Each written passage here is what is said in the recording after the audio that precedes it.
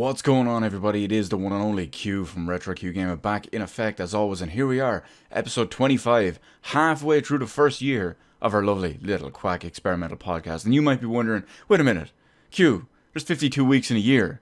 Why are we halfway through with episode 25? Well, you might remember that I did skip 1 week because there was basically nothing to talk about, but I put out a different video in the meantime, a kind of a special. I don't really count that as an episode of the podcast, but I do count it as halfway through the first year because, well, that's only fair. It's going to be interesting to see what my first Christmas period is like doing videos like this and doing these episodes, mainly because with Christmas and all the releases in October, November, December, it gets pretty hectic. And, well, with all the shows and whatnot too, some of the bigger games coming out this year too, there's going to be a lot.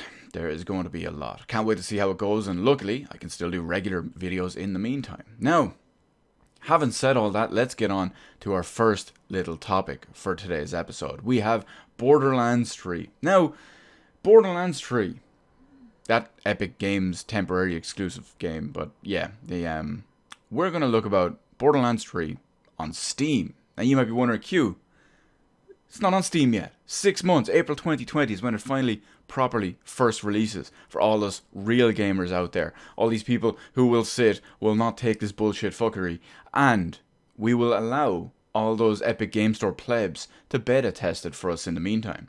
But anyway, Borderlands 3 on Steam, what are we talking about? Well, we're not talking about the game, but we're talking about the forums. That's right, because the Epic Games Store has no community or no forums or no anything aspects whatsoever, well, all the players who have had either technical issues, want to talk about the game, or support other needs have naturally gravitated to Steam. Why?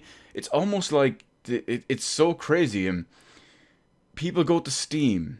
It's almost like it's the biggest gaming platform in the world, the most universally used, usually the most, I suppose you could call it universally loved, but the one that everyone uses with the most features, the widest variety of features. And it's almost like that's everyone's de facto, and that they only go elsewhere when they're absolutely 100% forced to. Imagine that. That's kind of crazy, isn't it? But on top of that, they're still going to Steam, despite there being an official PC Borderlands 3 forum on the official Borderlands 3 website. So there is a dedicated PC forum, just dedicated console ones, and people aren't going there. There's dedicated Reddits to Borderlands 3, and people are going en masse to Steam. What does this tell you? It's kind of crazy. Naturally, of course, mods have been removing all the posts, as they should, since it is technically not related to Borderlands 2.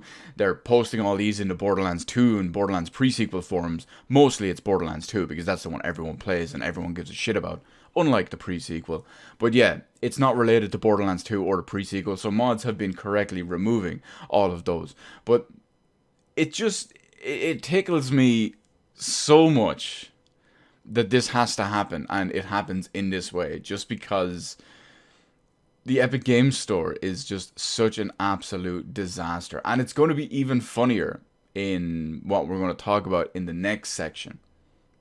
And of course, that next section is what we have here, because not only are Epic Games one of the new companies, I won't call them new companies, but they're one of the companies to come out with their own new launcher, relatively new at least anyway, but now we have Rockstar Games have their own launcher. That's right, Rockstar have their own launcher. Now, technically, Rockstar have had their own extra account level DRM on top of all their games the last, I don't know, maybe 6-7 years as it was, because they have the Rockstar Social Club, which it wasn't really a launcher, but it was more so an extra thing with some extra features and stuff on it too. But here is the kicker. Here is the kicker. The Rockstar Games launcher launched just the other day with more features than the Epic Games Store. Imagine that.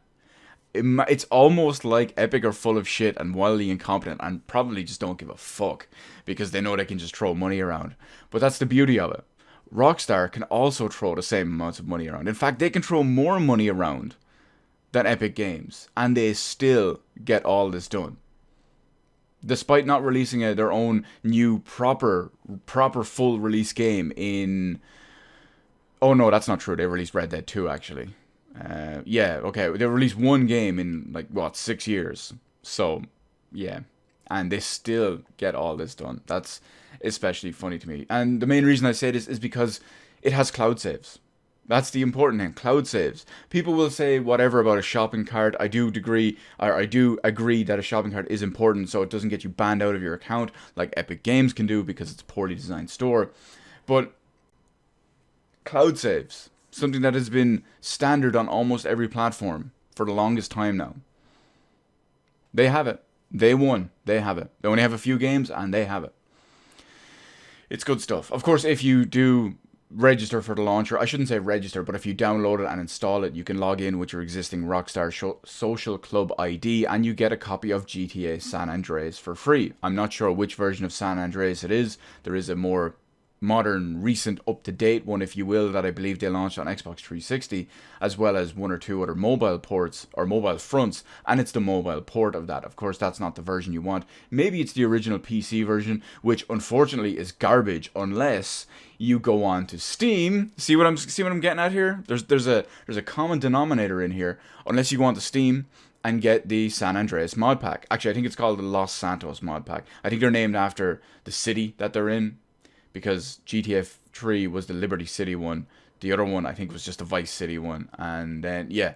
But anyway, if you go on and install that mod pack, it is amazing. I speak from experience of using the Steam version of San Andreas with that mod pack, as well as the other two as well with the mod packs. They are fantastic. They're amazingly high quality. They're absolutely beast mode. And I assume it would work the same way with this one. I haven't used it, but yeah, it's probably good stuff anyway. But here's one thing I do want to say. As much as I think all the extra launchers, every company have their own launcher, I think all that shit is bullshit and so stupid and all as well. There is one thing I cannot fault Epic Games for. One thing I cannot fault Rockstar for. I'm so used to just shitting on Epic Games for extra launchers, so it's just hardwired in my mind. But there's one thing I can't shit on Rockstar for doing that I can shit on Epic Games for doing. Rockstar, as it stands right now in their launcher, obviously it has a store, it has a library and all that too. They only sell their own games. So they sell Max Payne, they sell GTA 5, whatever it is. They sell all their own stuff. Only their own stuff on their launcher. I've said the same thing about EA in the past. I do not fault EA for Origin. They have their own launcher that sells all their own games. They have multiple different IPs, so many different games. Back catalog is huge. Even if I may not like EA or whatever, they still mainly only sell their own games. They sell third-party games as well. They do not put on any restrictions. They do not buy out third-party exclusive games or anything like that. If a company wants to release it on multiple digital platforms, they will allow it. So I cannot fault EA for that. And in this case, I cannot fault Rockstar for that. I very much doubt that we'll ever see non-Rockstar games on the Rockstar launcher. But the point is, they're only, as it stands right now, releasing their own stuff on there. And as much as I don't like having an extra launcher, I can't fault them for only doing it to put on their own first-party stuff. They're not fucking everyone over in that way. Now, there is one extra little thing. Seems to be kind of a bug. There's conspiracy theorists out there. I'm kind of siding with them on a little bit too. But when the Social Club was changed to work with this new launcher and the account and whatnot, the Steam version of GTA 5 was kind of broken. There was supposedly a bug. I say supposedly because who knows if it's actually a bug unless it gets found and called out and then like, oh no, it's a bug. But it could have just been bullshit ploys. But they had a bug that would not allow you to play GTA 5 Steam version offline. Because, well, supposedly bug, connection issues, whatever anyway. This was fixed less than 24 hours later. So now you can go back and play the GTA 5 Steam version in offline mode. So that doesn't seem to be a problem. Do I think it's nefarious and all as well? I want to say like 55 to 45%. I do believe that it would not surprise me whatsoever. I believe these companies are out to screw everyone and anyone for as much money as possible and as much control as possible. So I do think it's ever so slightly more likely than not that these companies, Rockstar in this case, would try to disable the offline mode. And then it gets discovered and found out and all. And then like, oh no, it's a bug, we'll fix it, blah, blah, blah. It's mainly because when you think about it, how many legitimate gamers out there anyway, I don't include pirated copies, how many gamers and all out there play PC games offline? I realize now that I've asked that question, there's going to be 20 comments in the comment section below about all that. But when you think about it, everywhere you go, you generally have Wi-Fi. Hell, if not, you can tether to your phone for a data connection. You're at home, you're connected.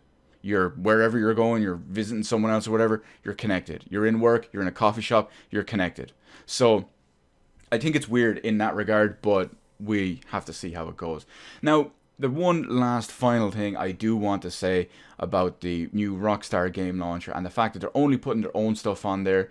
This, to me, in my opinion, is a 100% precursor and 100% indication and 100% certainty that now, when Red Dead Redemption 2 comes to PC, it will be exclusive to the Rockstar Games launcher. For multiple different reasons.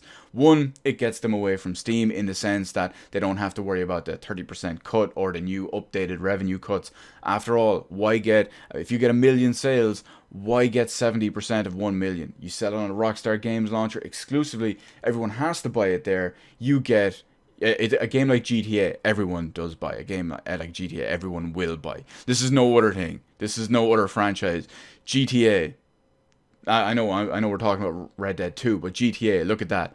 Over 100 million units sold. Biggest entertainment product in history.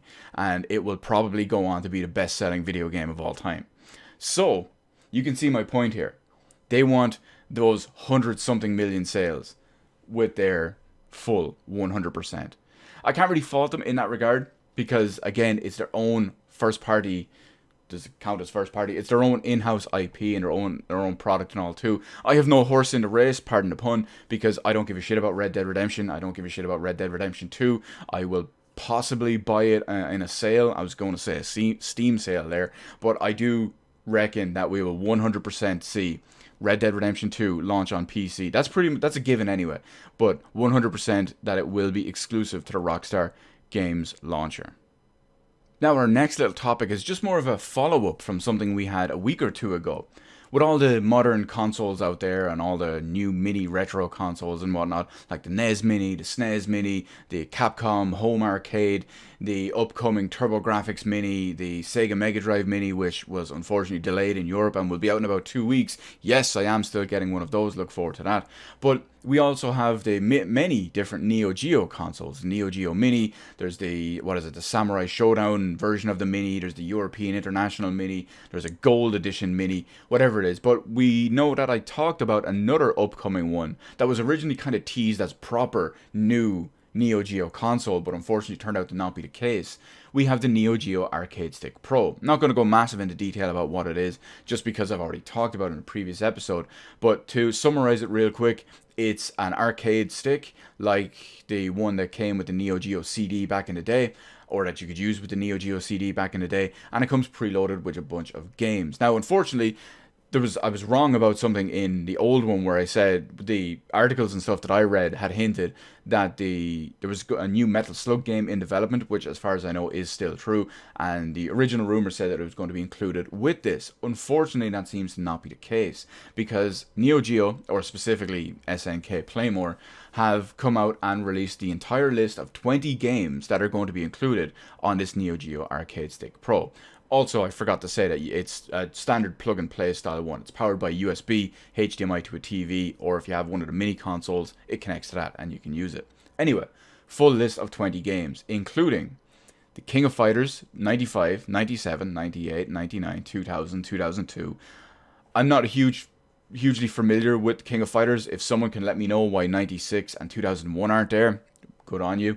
Fatal Fury Special, Fatal Fury 3, Garou Mark of the Wolves, which is obviously a very popular fighter, Samurai Showdown 2, 3, 4, and 5 Special, Art of Fighting, World Heroes 2, World Heroes 2 Jet, World Heroes Perfect, Ninja Masters, The Last Blade 2, and Kizuna Encounter. So it's mostly, if not, in fact, I'm not familiar with some of these games, but if not entirely, these might just be 20 fighting games, which would kind of make sense given the arcade stick and what Neo Geo are kind of known for, if you will. I know there's a couple of others in there too, like say King of the Monsters and obviously Metal Slug.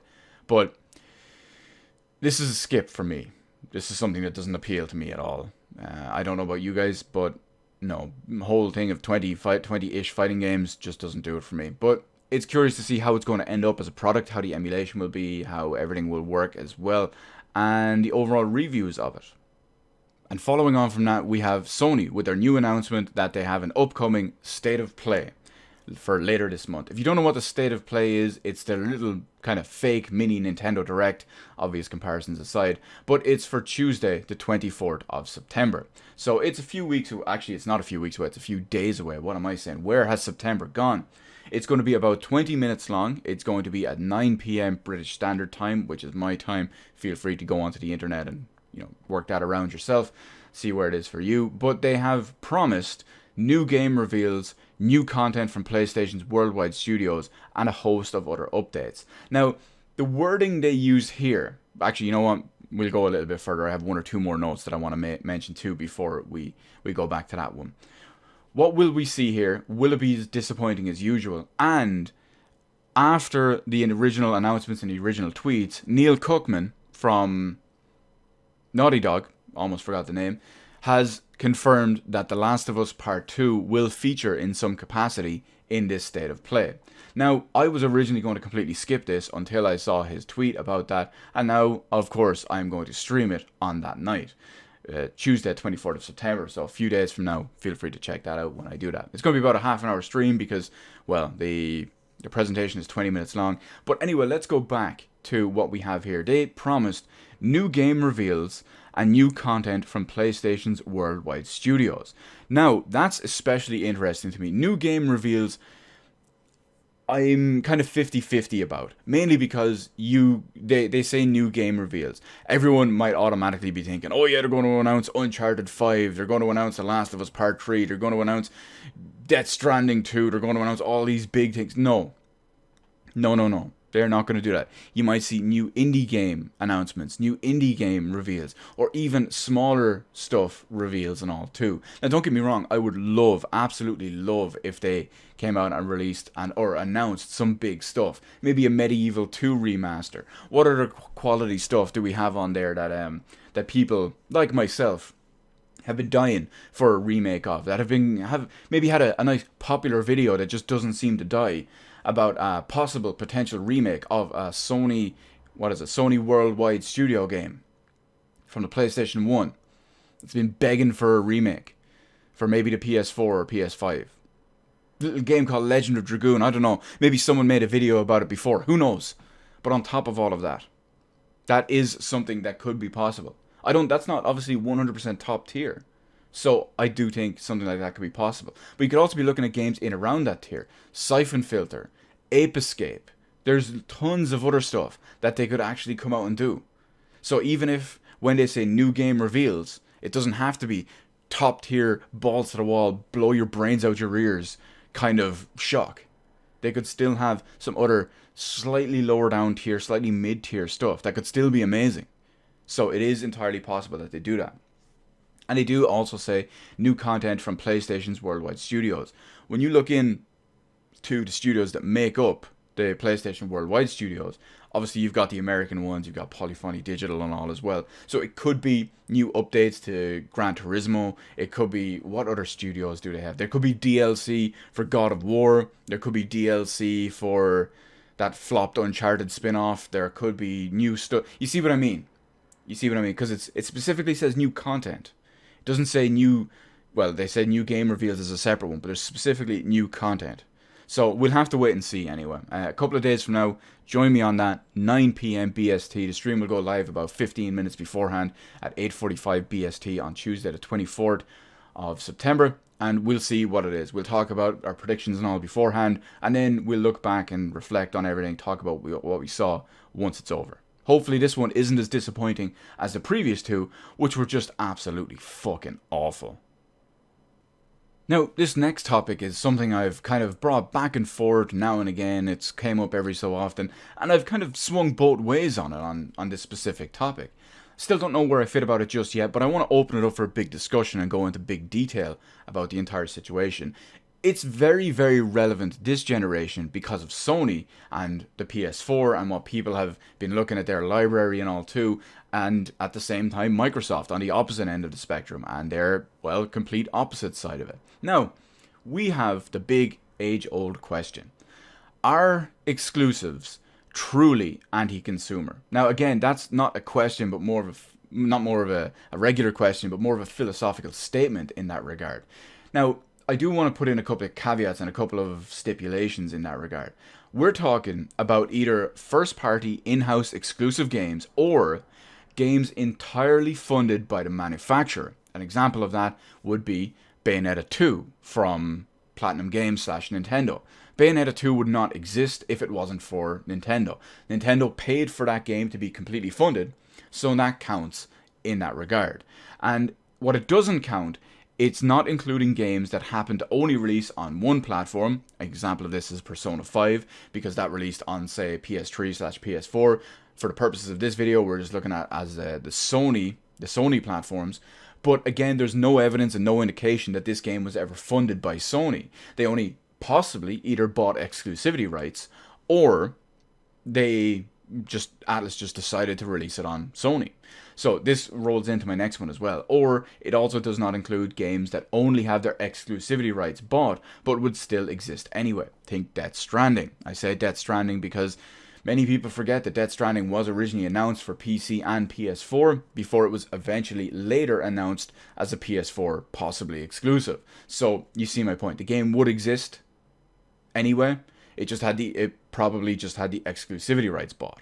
So you see what I mean here. You can probably get a good handle, a good grasp on what kind of games and all I'm talking about. It's the same way with Bloodborne. From what I understand, Bloodborne was only released on it was obviously only released on PS4, but as far as I'm aware, the rights were not bought by Sony, and it just happened, and it was not funded by Sony. From what I understand, it was just released only on the PS4 because of Bandai Namco, From Software, and everything they did in there. So that would not count as an exclusive in this regard, because I'm talking about their first party in-house stuff or exclusively funded stuff by them. Now, this is especially relevant, not just because of the whole thing with the, Sony being so much praised for their first party library and their exclusives, and Microsoft being laughed at this generation for, well, the same reason. And they do have a couple of them, or they did at least anyway, and the ones they have been putting out and had put out were fairly lackluster and mediocre in quality, very poorly received. Sales numbers also reflected this, not just review scores. But with the two consoles essentially being the same thing, of course, we're just talking about the regular PS4 and the Xbox One. We're looking at the same type of hardware. Granted, there is a very small power difference in there, or at least there's a power difference in there.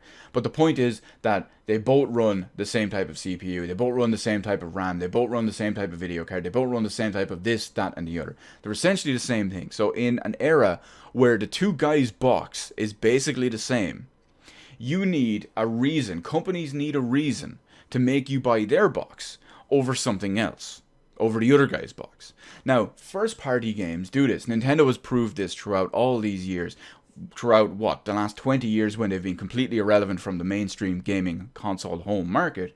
First-party Nintendo exclusives were the only reason to buy Nintendo hardware. It's the same with the Switch. There's no point in owning a Switch when you can play all 99% of the games on that list in better forms everywhere else on something you probably already own, because, well, there's over 100 millions of other platforms that they're already on. So there's still a reason to buy a Nintendo Switch for some people, myself included, because, well, first-party Nintendo games, you can't get them anywhere else. First-party Sony games, exclusive ones anyway, you can't get them anywhere else. Microsoft, that's a whole other story, because that's a bit of a mess in that regard. Now, even if console exclusives, see, no, you know what? I jumped ahead. I read my notes in the wrong order here. So even if they're basically the same box and the same, the first party games are an incentive to buy that box over the other one. Now I know, remember, we're not including all the other ones that just happen to end up exclusive or have their exclusivity rights bought and whatnot too. But even if the console exclusives, the games that are only on consoles and not on PC, or even if they're only on one of them, even if they end up as subpar experiences, both in the graphical and visual side of it, as well as the frame rate and performance side of it, I understand why they're there. As I've been saying for the last couple of minutes, I understand that even if, let's use Bloodborne as an example. I obviously have no interest in Bloodborne whatsoever, but let's use that as the example. If Bloodborne was to be developed for PC and PS4, obviously the PS4 version would be vastly inferior to the PC version. The PC version would have much better resolution. It would have much better visuals. Of course, it would have 60 frames per second. So you can see why they're, even if it comes out as a subpar experience by only being a PS4 game, I still understand why it exists like that. Because again, the same deal. Bloodborne's probably not a good example actually, because that doesn't fit into my first party exclusive thing. Let's look at Uncharted 4. I have no interest in Uncharted 4, I've never played it, and I don't like the series. But let's look at Uncharted 4. If that was to come out on PC at the same time as well, obviously much higher quality version on PC, better performing version, blah blah blah, yada yada yada. And of course, it's only on PS4, so it has that reduced performance, the reduced visual fidelity, the reduced everything, because it's exclusive to a console. So even though all of that, and I would prefer games to come out on PC as well, because it would give me a better experience. Obviously, we're not talking about Uncharted in that way, because that just doesn't do it for me. But I still understand why they exist, and I still understand why they're there. Companies are a business. They're in business to make money, and they make more money by making you invest in their box.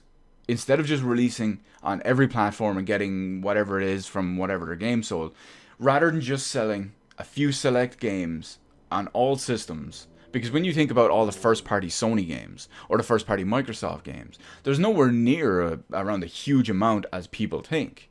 So they might release 1, maybe 2 games a year. So instead of selling those games across 2 or 3 different platforms and getting all the money from just that, if they can get you to buy all your games on their box, they're getting all of this other stuff. They're getting licensing fees. They're getting cuts from digital sales from third-party games, even if they weren't bought, timed exclusivity, or funded elsewhere. There's reasons to they get money for paying your PlayStation Plus sub for those crappy, terrible online subscription programs. So you see what I mean? I can understand completely why all of this happens. They make more money from all of that stuff than just selling their games and making the money from them. So when you think about it, something I've always maintained is that competition breeds innovation. Now, in this regard, this situation, when you think about competition breeding innovation, this goes back to our games, first-party exclusive games, truly anti-consumer. Many people would say, oh, locking it to one system and one piece of hardware is anti-consumer, makes you spend €300, €400, and then money for the game, blah, blah, blah, just to play it. You could argue that makes it anti-consumer, but at the same time, if you have one company making all these extremely exceptionally high-quality games and these well-received games that go on to sell millions and millions, if not tens of millions of copies, the other company is going to have to do something similar. They're going to have to put in the effort. They're going to have to put in the money. They're going to have to do all of this stuff. Otherwise, they're going to fall behind and completely get bodied. Let's look at Microsoft this generation versus Sony. Microsoft have been completely slacking in that regard. And pretty much the majority of their first-party stuff, or their exclusive stuff, if you even want to call it that anymore, has been completely decimated by review scores, just overall being kind of shit games. And, well, you get the idea. But yeah, they got destroyed. So it just goes back. If locking specific games that a company owns to their own specific box, if that's anti-consumer, but it forces the other company to do better, to get good, to make all better products, better quality, better everything for the consumer, is that really anti-consumer? Now, I'm just going to round off today's little episode with one other little kind of musing part. This is the other topic that I wanted to talk about last week, but one of my rants ran way too long, so I figured I'd just throw it in here. It's not going to be a long one, but it's going to be a feels one for me at least anyway. So we're at the end of 2019 here. It's September. There's no more conventions that I'm looking for this year. Between the majority of the ones I go to typically happen at the start or middle of the year. The most recent one was August. But there's no more things happening convention-wise for me for the end of the year. And this makes me happy and sad at the same time. I love going to conventions. They're so much fun. It's such a great time being there. It's such a great time. I usually typically go the night or two beforehand with a friend of mine. We'll stay wherever we're staying, and then we'll go do whatever it is for the day, whatever it is for the night, and then we'll go to the convention, spend all day there the next day, and then we'll head home. And, it was a great time. Good stuff. I really enjoyed it. They're some of my most fun times and some of the biggest stuff that I look forward to every single year. And unfortunately, there's no more of them coming this year. But at the same time, while I say unfortunately, because of, travel and money and all this other stuff, the cost, the associated all the time, there's a couple of negatives in there as well, but you have to take the good with the bad. And even though I'm kind of happy in the sense that I can rest and relax and don't have to worry about any of that stuff until what's probably March or April. In fact, one of the conventions already announced their proper show for next year, and I don't remember if it's March or April. I want to go with March. But I know it's a couple of months off, and it still has me with something to look forward to. Now, granted, the most recent show I was at back in April was actually probably the weakest convention I was ever at, but it was still good, it was still fun, it was still enjoyable. So even though I still get to do all that, it's something I get to look forward to. 6 months or so, like what are we? October, November, December, January, February, March. So we're still looking about 6 to 7 months away from my next convention. I realize they can't be going on the whole time and whatnot too. It's just not really feasible, and not to mention the cost and all too. But it's a bit far away. It's a bit far away for me because I want that a little bit more. I want to be able to do that. Like I said, there's some of the most fun times I have every year. There's some stuff I look forward to every single year. And it's just really good in that regard. But that also brings me to one other kind of sad note, if you will. I don't like to play favorites in conventions and whatnot too, but I've started to go to conventions since 2013, kind of when I found out they actually had them in Ireland, and I've been going ever since, several times a year. And typically there was 3 different conventions we'd go to. Some of them had 2 shows a year, some of them had 1 show a year. But typically we would end up going to them all. We'd have one that was primarily focused on games and anime, but it would have other stuff too, that was called Erticon. We'd also have the standard one that now used to only have 1 show a year, but now has 2. There's Dublin Comic Con. And then there's also another one called, it used to be MCM Comic Con Ireland or MCM Ireland, and now it's just been rebranded to Comic Con Ireland. So there's 3 of them. Depending on what way you look at it now, there's still 3 of them. Because unfortunately, Erticon is gone. They stopped doing shows maybe about 2 or 3 years ago. I think 2017 might have been their last show. Maybe, yeah, I want to say 2017 was their last show. But as much as I love the other ones, and they all have different markets and different appeals, and they're in different, like, what's the best way to word it? They appeal to different parts of fandoms and there's conventions for different things. I still remember the very first convention I ever went to, Erticon 2013. And because that one's no longer going anymore. And you could call it nostalgia, you could call it fond memories, whatever. But no matter every time, every single year, every November it was usually, I think there was one that was in October, but every November that I would go to one of those, it was always the best convention of the year. Now, it may not have had as many super high-end guests, or may not have had any of the other stuff. It was still just the best and most enjoyable and most fun one there. And typically that was one of the few that we would go for both days for. Because usually they're on Saturdays and Sundays. Sometimes we just go on Saturdays. Well, we go on to Friday night, Saturday. And then sometimes we go on to Saturday night and just go for the Sunday. But no, this was easily one of the best. This was my favorite one every single time.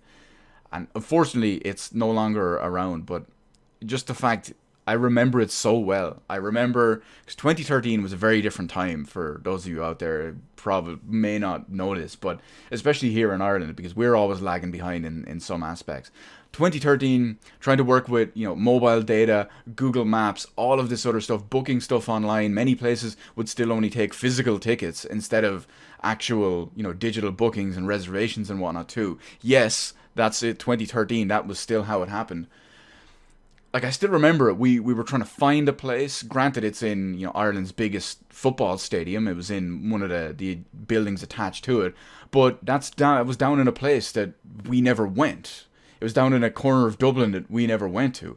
Trying to find our way down there, trying to figure out what to do. The night we went in there, the night early, when they had like a couple of little small things and showings beforehand. In fact, I even remember at one point, my friend that was with me at the time, we were in there that night on the Friday, and there wasn't much going on. We knew the proper convention hadn't fully started, and he looked around at one point and he just said, "Q, what have you got us into? Is this going to be it for the weekend?" I'm like, no, don't worry, it'll be better, it'll be bigger, it'll be better. That was, of course, me being hopeful because I'd never been to a convention before. But the next day, we came back. We were waiting like 2 hours in advance outside because we wanted to get in early. There was huge queues everywhere. Fun fact, there was also the same morning in the same building, just on a different side of it, even though it was queued up in the same place. There was the convention queue to get in, and there was also auditions for Star Wars at the time. What was that one? Not The Last Jedi. Force Awakens. That was it. I couldn't remember. I was going to say A New Hope, but no. Because I suppose it technically is A New Hope, because it's just basically a copy and paste. But yeah, there was all in. There was people there for that. There was people there to audition for Star Wars. There's people there for the convention. There was everything. It was so good. I loved it. I love going back to that every year. Every Friday, every Saturday, every Sunday, every year of that. In fact, pure coincidental, but I'm actually wearing one of the t-shirts from it right now. Pure coincidence. Didn't even think about that. It's such a shame that it's gone. It's so much fun. It was so enjoyable. It was so great. And as much as I love the other ones, as much as I love Comic-Con Ireland, and as much as I love Dublin Comic-Con, I go to them as much as I can every time. This was always just that little bit better, that little bit extra special. And just to add a little bit on top of it, I will tell you the story about how that first convention came to be and what makes it a little bit extra special. I think I've told this story before, but if not, I'll make it brief anyway. So, all my friends throughout the year, on all different types of online, all different types of communities, anime, games, whatever it was, they were always talking about conventions. Of course, these have been for the last 15 years, and naturally, we didn't have shit over here. One day, in February of 2013, I was randomly, don't remember what I was doing, but I was randomly looking around the internet, and I decided, you know what, I'm going to type in Anime Conventions Ireland. I type it in. Airticon, the first one that comes up, I'm thinking, holy shit, they actually have them. I click in. I'm thinking, okay, this is going to be beast. I am going to this no matter what. This is the best thing ever. I instantly text my friend. I just say, listen, this date, they have a convention. We're going. So he just texts back like, oh, holy shit, this is happening. This is real. We're going. I'm like, yeah, that's okay. That's cool. Few days later, I think we had bought the tickets. I bought the tickets there and my ticket there and then.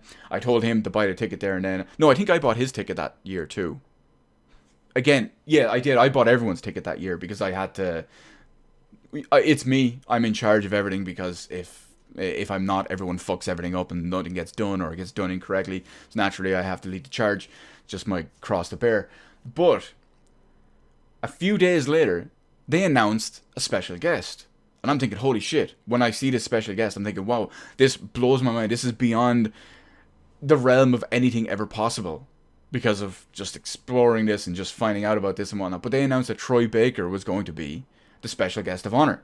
Now, a couple of months passed, maybe only like 6 weeks or 2 months, 3 months, something like that. And unfortunately, they announced that Troy Baker could no longer attend, and he will no longer be the special guest of honor. Now, I'm thinking, okay, I still want to go. I'm very, very disheartened about that at the time. It's, of course, 2013, kind of in around the height of his popularity. But oh, the reason why, the height of his popularity. BioShock Infinite and The Last of Us had launched. So, yeah, he was the hotness for, like, those 2 years. But after about 2 or 3 weeks or so of no news, no updates, no anything, outside of the fact that he just could not attend anymore as a special guest of honor, one day I eventually decided, you know what, even though I really want to go to this, I'm still so disheartened about this, I'm going to cancel my tickets. I log on to the website that night to cancel my tickets. As I log on, the main page has been updated with a new announcement of a new special guest of honor. Who is this special guest of honor, you might ask? This special guest of honor is Steve Bloom. my favorite voice actor of all time. Naturally, this blew my mind. This blew the roof off my house. This blew everything that I could think of. Of course, text messages went out about how this is actually happening. And, well, nothing's ever been the same since. But anyway, that is it. That's my little sign off for this one. My extra little bit that got swallowed up last week because of one rant going too long. This one probably ended up going too long too. But anyway, we will round out with our usual little end out finishing off segment. Q, what are you doing? What's going on? What are you playing? What is up? What is going down? What's the 411? What is it? Well, mostly what I've been doing this week is messing with my new PVM. All my cables and all arrived here too. In fact, the PVM arrived, or the cables arrived the day after my last podcast last week. And I've just been living on that for the most part since. It's been so good. It's absolutely amazing to use. The colors are amazing. The proper scan lines just are so nostalgic. It's so smooth. It's so slick. It's so sharp. It's so amazing. And to be able to go back and live through all these Super Nintendo games again in the best possible way is phenomenal. In fact, I'm even getting a chance to play Secret of Mana 2, or Trials of Mana, whatever you want to call it, because of my reproduction card on a PVM, which is amazing. It looks so good because that's the hardware. That's the style of hardware, it's the style of display it's originally done for. So with my Super Nintendo, my RGB SCART cable, and my RGB SCART to BNC adapters, it's fantastic.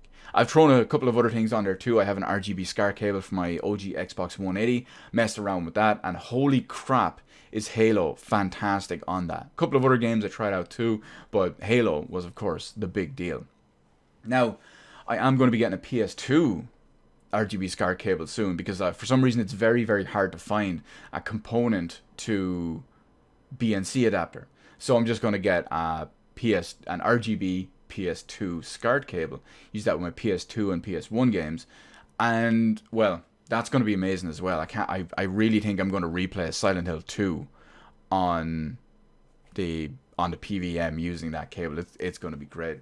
Other than that, Gears 5 Horde mode has been a pretty big focus as well. Leveling up like crazy, really gravitating towards the engineer class, usually Dell, because Cat is the other. Is it Cat?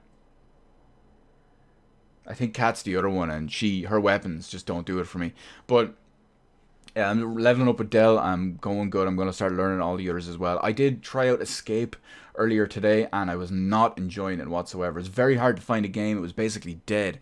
But once I did find it, I only tried one game. It was very, very lackluster, very, very boring, and it was over very quickly. And it was nowhere near as hype and anticipating and exciting and all as they originally tried to portray it to be anyway. So that one's pretty much dead.